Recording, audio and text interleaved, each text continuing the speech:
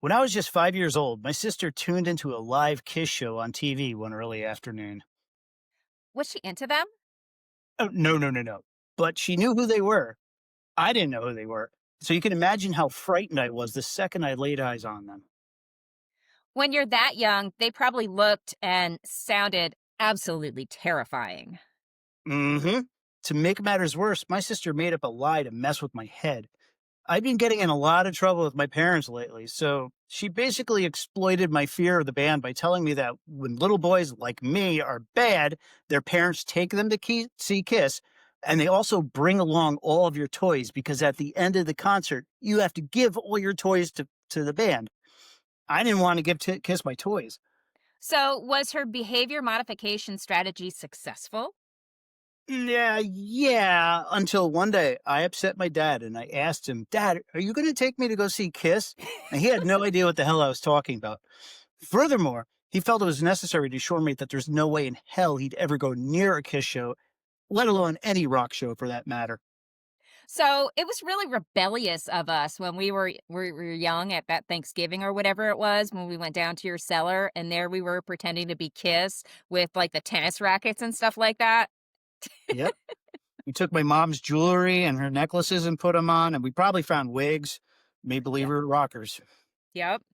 Well, hello, everyone, and welcome to Rockers to Doctors. This is Dorian Prescott, and you've probably guessed what this episode is going to be about.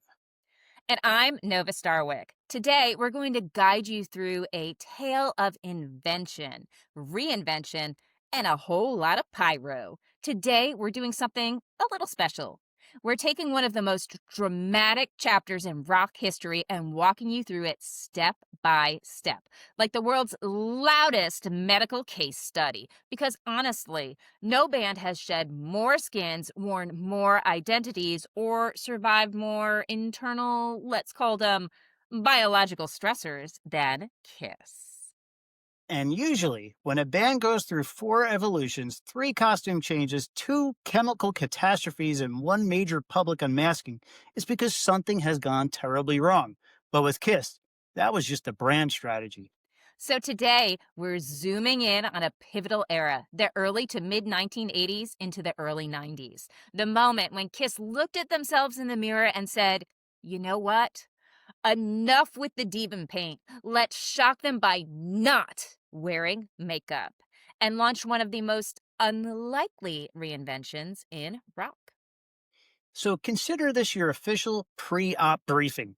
We're about to walk into the operating room and examine one of rock's most notorious identity transplants. And like always, we're keeping the full medical record intact. We're not cutting the details, we're not shortening anything, we're presenting it all exactly as it occurred according to the internet. Yeah. All right, Dorian, gloves on, stethoscopes ready, platform boots polished. Let's dive into the patient, the fabled Kiss. In 3, 2, bean entree with avocado curd dipped in potato dauphinoise. It was a cold winter evening in early 1971 when a band called Rainbow. Whoop, whoop. Just to be clear for anyone listening, that is not the rainbow fronted by Ronnie James Dio. Totally unrelated rainbow. Right, a completely different Rainbow. Anyway, this version of Rainbow played two absolutely rocking sets at Richmond Community College on Staten Island, New York. The crowd liked them, things were vibing. But right after those shows, the band learned that another local group was actually already using the name Rainbow. So, not wanting to provoke legal chaos before they even got off the ground, they changed their name to Wicked Lester. And Wicked Lester, believe it or not, only performed twice, once in New York and once in Atlantic City. That lineup was basically a group of young musicians who hadn't yet transformed into the mythic beings that we know. You had bassist Pine Witz, rhythm guitarist Stanley Eisen, lead guitarist Stephen Cornell, keyboardist Brooke Ostrander, and drummer Tony Zarella. In August of 1971, they recorded a 20-song acoustic demo. And then later that November, they put down a full band demo that they shopped around in search of a record deal. Eventually, Wicked Lester got the attention of Epic Records, who agreed to purchase the master recordings and fund a full studio album, but under the condition that they fire Coronel, their lead guitarist. And so Cornell got the boot, and a session guitarist named Ron Lejack stepped in. Wicked Lester spent an entire year making their album, and when they finally walked it into the office of Don Ellis, the head of A&R at Epic, he basically told them it was trash, and he refused to release it. Thankfully, their manager was able to retrieve the recordings, but it was a huge blow. During this period, Chaim Witz changed his name to Gene Klein. And then, once the Wicked Lester ship had officially sunk, Gene Klein, he changed his name again, this time to the name every person on Earth knows, Gene Simmons. Stanley Eisen also adopted a stage name and became Paul Stanley. With Wicked Lester behind them, Gene and Paul sat down, analyzed what had gone wrong, and vowed to reinvent themselves. They committed to a simpler, heavier sound and decided they were going to build something theatrical, something big, bold, and unmistakable. Then, in late 1972, Gene and Paul answered an ad they saw on Rolling Stone that said a drummer named Peter Criss was looking for a band. They auditioned him, loved his drumming, and were impressed that he could also sing. He joined immediately. The three of them dove right into writing new material and reworking older Wicked Lester songs to fit the heavier direction they were after. And because they apparently weren't done testing fate, in November they tried approaching Don Ellis again, just to see if Strike 3 would magically turn into a home run under review. In January 1973, the three of them responded to a classified ad, again from a lead guitarist in the Bronx. That guitarist was Ace Frehley. 2 weeks later, he was officially in the band. And that night, January 1973, the band Kiss was born. Peter Criss always said he suggested the name because his previous band was called Lips. That is funny because I always heard Paul Stanley came up with the name while the three of them were just driving around Manhattan. Yeah, the thing about researching long running rock bands is you get a lot of contradictory stories. Fortunately for us, Kiss doesn't have nearly as much mythology war as bands like Van Halen or Guns N' Roses. The core story stays pretty consistent. Either way, that night in New York, from the ashes of Wicked Lester, Kiss came to life. And they had absolutely no idea how massive and life altering their new direction would become. From the very beginning, Kiss wanted to stand out. They each started experimenting with makeup, and slowly each member formed a distinct persona.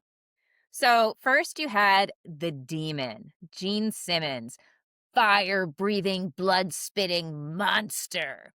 Then you had the star child, Paul Stanley, flamboyant, romantic, charismatic, the front man. Then there was the spaceman, Ace Frehley, mysterious, the otherworldly guitarist. And finally, you had the Catman, Peter Criss, streetwise scrapper with the instincts of, well, a cat. And here's the thing, people dismiss Kiss as a bunch of guys in makeup, but their work ethic in the early days, it was unreal. These weren't for lucky clowns. These guys had more discipline and drive than an entire generation put together. They practiced relentlessly in a rough, deteriorating loft on 10th Avenue. And on January 30th, 1973, Kiss actually played their first official show at the Popcorn Club in Queens. But fewer than 10 people showed up. Which honestly isn't surprising. If you're in a brand new band in New York and 10 people show up, that's a win. They were paid $50 for the gig, which, let's be real, is about as much as bands get paid now. Inflation adjusted, they were doing great. And they didn't get that gig through a manager or some promoter. Gene Simmons actually called venues to get them booked. Classic Gene going straight for the prize. And though they wore makeup for those first performances, they hadn't fully developed the iconic looks we all associate with Kiss. They didn't really solidify until March 9th and 10th when they played the Daisy in Amityville. So after a handful of shows, they realized it was time for a professional demo. With the help of Eddie Kramer, yes, the Eddie Kramer, who had also worked with Jimi Hendrix, Bowie, Zeppelin, and the Stones, they recorded a 5-song demo. The demos circulated modestly at first, but the live shows was what really created buzz. They kept refining their theatrics: smoke bombs, pyro, platform boops, the whole visual package. Then at one of those shows, they caught the attention of Bill Aucoin, a former TV director turned music industry guy. He watched them a few more times, and by October 1973, he approached them about actually managing them. Kiss agreed, but only if they could secure them a real record deal within 2 weeks. And the man delivered. 2 weeks later, Kiss was signed to the brand new Casablanca Records. Now, signing with a new label is always risky, and Kiss, they knew that. But funny enough, Casablanca ended up becoming one of the most successful American labels in history, especially during the disco boom. Kiss headed into Bell Sound Studios to record their first album. On New Year's Eve, they had their first major showcase, opening for Blue Oyster Cult at the Academy of Music. And that's the night Gene Simmons accidentally set his hair on fire for the first time.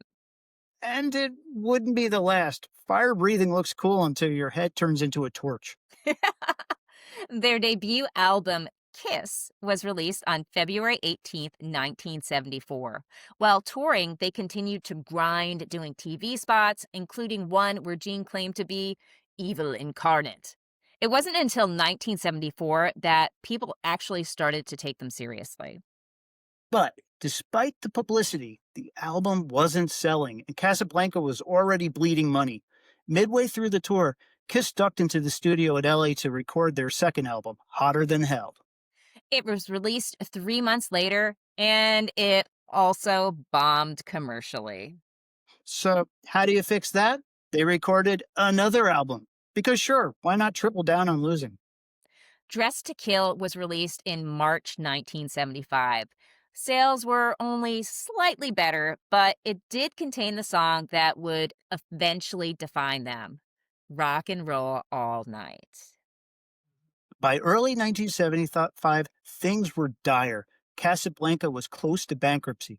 Kiss was at risk of losing their record deal. They needed a miracle and they needed it fast. So they decided to do something absolutely insane: release a double live album when they could barely sell studio albums. Despite the awful record sales, anyone who saw Kiss live knew that their show was incredible. Ace's guitar shot flames. Peter's drum riser rose into the air and spit sparks. Gene spit blood and fire. And Paul, well, he smashed anything he felt was smashable. Paul Stanley later said the moment he knew something big was happening was at the Hara Arena in Dayton, Ohio. He peeked out from backstage, saw a massive crowd, and realized, my God, this is really happening. And the crazy idea paid off. Alive went gold, and the live version of Rock and Roll All Night became their first top 40 single. The album basically saved Casablanca Records from bankruptcy. Suddenly, Kiss was officially a force, and teaming up with producer Bob Ezrin, yes, the Bob Ezrin of Alice Cooper, Pink Floyd, and Aerosmith fame, they created what many fans consider their best studio album, Destroyer, released March 15th, 1976. Initially, the album didn't explode the way they hoped, but then radio stations started flipping the single Detroit Rock City to the B-side song, Beth. And Beth shot up the charts to number 7. Kiss couldn't believe it, but they rode that wave and it became their first top 10 hit. Then came a 2-year period of absolute domination. Rock and Roll All Over, Love Gun, and Alive 2 all dropped within a year, and all of them went platinum. The band ranked in about $17 million in royalties in such a short span. And the merch machine exploded. Dolls, comic books, pinball machines, Halloween costumes, lunchboxes, board games. The Kiss Army grew into a 6-digit membership. Their merchandise pulled in around $100 million. 4 platinum albums in 2 years. Nothing could stop them until the tide started turning. 1978 was a wild year for Kiss. They weren't a band that ever stayed still. They liked to try new things, even if those things didn't always pay off. And boy, did they swing for the fences. The band and Aucoin decided each member should release their own solo albums simultaneously. Paul and Ace delivered rock oriented albums. Peter went more ballad heavy. Gene's solo album had a star-studded cast: Joe Perry, Donna Summers, Bob Seger, and Cher, who Gene was actually dating at that time. I still wonder if Cher's I Found Someone was about Gene or the guy who stole her from Gene. Also, my old band Skull used to cover Gene's See You Tonight, and it sounds exactly like a Beatles track. Casablanca dumped 2.5 million in promoting the solo albums, but they didn't sell well. Ace, though, had a hit with New York Groove, but overall, the project didn't make much of an impact. Then came another miss. It was a science fiction film, Kiss Meets the Phantom of the Park, which aired on NBC in 1978. And let's just say it did not age well, or look good at the time either. The band hated how clownish it made them look, and it caused a lot of friction with Aucoin. So I actually watched that on Halloween, and I'm Did gonna you? do a little mini episode on Kiss Meets the Phantom of the Park. I had fun with it. It was bad, but I found it bad in a good way. So after a 2-year hiatus without a studio album, they released Dynasty in 1979, which went platinum instantly. And it also featured the big stylistic gamble, their disco influenced banger, I Was Made for Loving You. Disco was everywhere at the time. Even the Stones and the Grateful Dead were doing disco flavored tracks. Kiss's disco song became their biggest hit ever. It brought in a whole new wave of kids and young fans. But the live shows started changing. The audience skewed younger. A lot of kids were there with their parents wearing Kiss makeup and outfits. I wonder if they thought they had to give their toys to Kiss. Oh, I wonder. Hmm, good And point. behind the scenes, tensions rose. Interviews were causing friction, and Peter Criss's drumming had deteriorated. Some nights he just flat out stopped mid song. So at the end of the 1979 tour, they fired him Anton Fig stepped in, and then left almost immediately after Gene fired him. but they weren't touring. They were getting ready for Unmasked. Okay, I am making the executive decision not to list every single person who has ever played on stage with Kiss. That's wise, although there is one we will definitely cover. And we'll get to him. In late 1980, Kiss called Bob Ezrin back into the fold. Destroyer had been such a massive artistic win, so the logic was, why not recreate that magic? But what they released next, well, let's call it controversial? The press hyped it as Kiss returning to their hard rock roots. Kind of like how every Metallica album after Injustice for All was marketed as Return to Form. Exactly. But what fans got instead was something more like The Lord of the Rings soundtrack? pretty much. The album was music from The Elder. Instead of a heavy guitar opening, you got a harp, some lutes, medieval horns. It was a full blown concept album, meant to accompany a movie that never got made. Fans didn't understand it, critics dismissed it, and it didn't even go gold. Meanwhile, Ace was mentally checking out. He barely played on the album and hated the direction. He then started missing shows, and by June, lawyers announced that he'd be leaving the band later that year. And here's where we bring up the one guitarist worth mentioning. At that moment, Eddie Van Halen wanted out of Van Halen. Both he and Gene Simmons seriously considered the idea of Eddie joining Kiss. Also auditioning, Richie Sambora and Slash. Around this same time, they parted ways with Aucoin. The band wanted rock back in the picture, so they released Creatures of the Night in 1982. It took until 1994 to go gold, but it was a genuine return to heaviness. So, who played guitar on that album? Ugh, a rotating cast. But the key name here is Vinnie Vincent. He officially replaced Ace on the tour, so the lineup became Gene Simmons, Paul Stanley, Eric Carr on drums, and Vinnie Vincent on guitar. But by the end of the tour for Lick It Up, they'd had it with Vinny, or he'd had it with them, and he was also kicked out. Enter Mark St. John. So imagine this moment. It's 1983.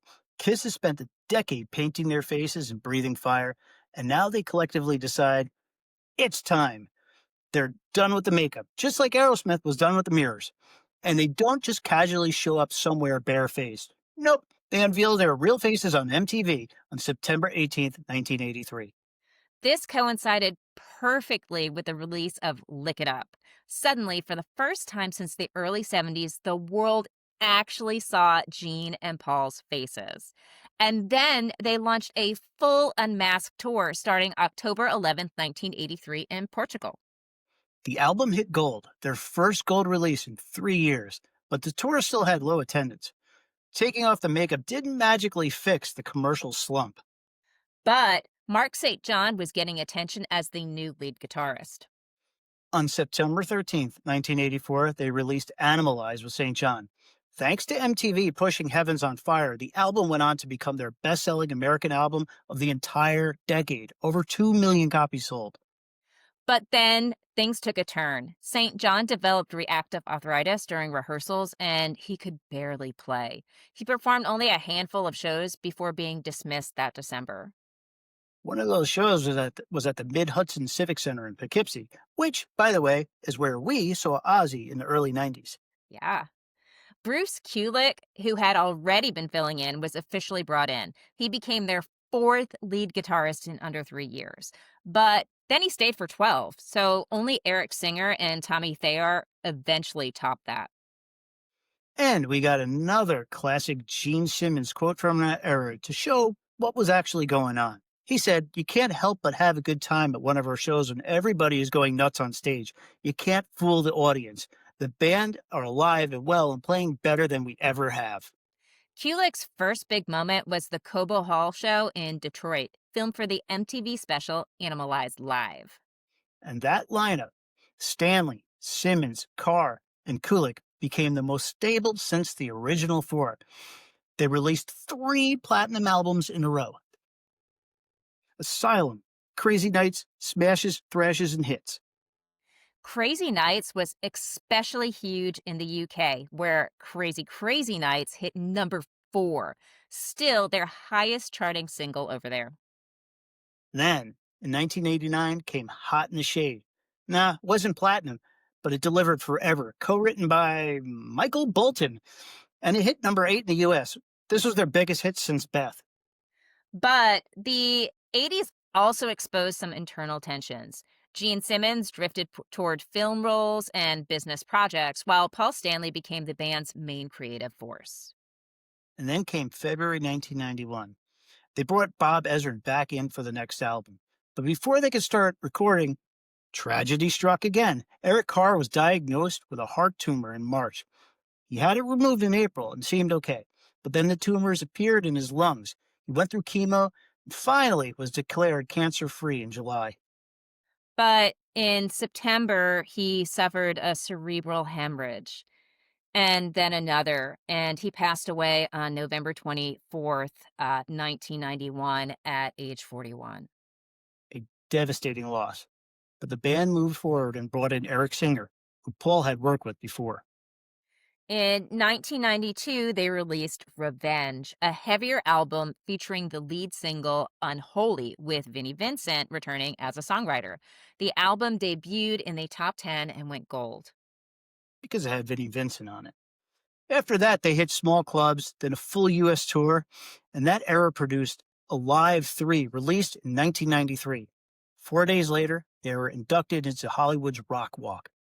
In 1995, Kiss released Kisstory, a massive 440-page chronicle of their entire journey up to that point.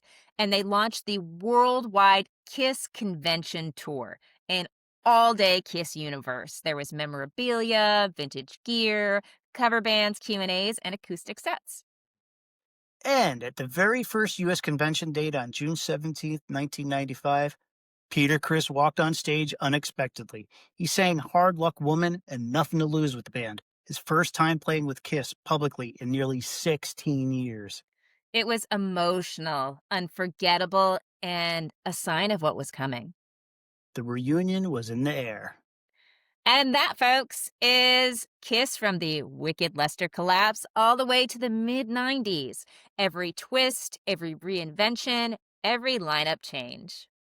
Up next, the reunion era, Psycho Circus, the 2000s, and the farewell years. Stay tuned. This saga only gets bigger. If you like this episode, check us out at rockerstodoctors.com and on Instagram, YouTube, TikTok, Amazon Music, Apple Podcasts, and iHeartRadio. Until then, stay loud, stay curious, headbanging with a hypothesis.